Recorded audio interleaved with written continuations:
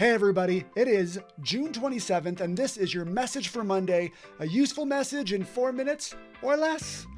This week we are talking about a big word, iatrogenics. That's a fancy word right there. Right? What iatrogenics is, it's causing harm when you're trying to help. Now, this happens a lot in the medical field and in a lot of other fields, but it's also probably happening in your life right now. Things that you're trying to improve upon, things you're trying to do that actually aren't helping and maybe are doing more damage than good. Now, this is exemplified in a fun Greek myth about Procrustes.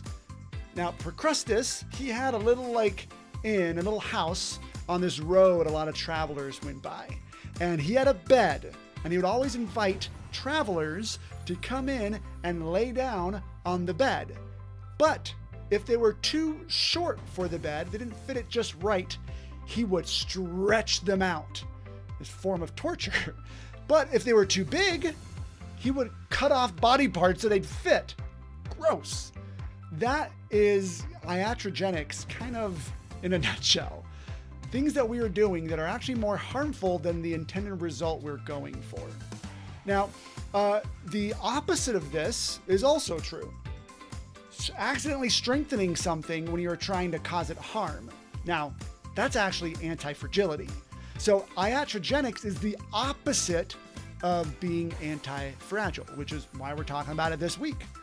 A big cause of the harm sometimes that happens in our lives is over-intervention. And we're going to talk about this in further details during the team training room this week.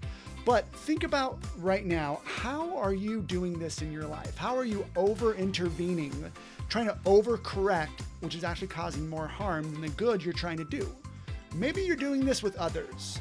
Maybe they're fine the way they are and you don't need to try to help them.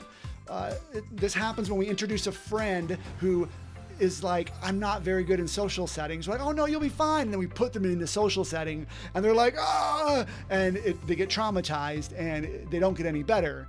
That would be an example of that. So maybe you're doing this with others. Maybe you're doing this with yourself, right? Maybe it's the way that we take care of our body. We're aiming for some version of ourselves, but the way we're trying to get there is maybe causing more harm. Maybe it's even in our own heads, the way we think about ourselves. We're trying to get better, but we're just slamming ourselves down, thinking that hating ourselves will actually get us better. It doesn't happen that way. Or maybe it's perfectionism. We talked about this a couple months ago. Maybe trying to be perfect is actually killing you and not working for you. So think about that. Think about where in your life are you causing more harm than the good you're trying to create.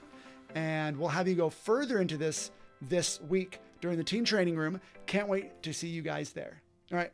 Bye.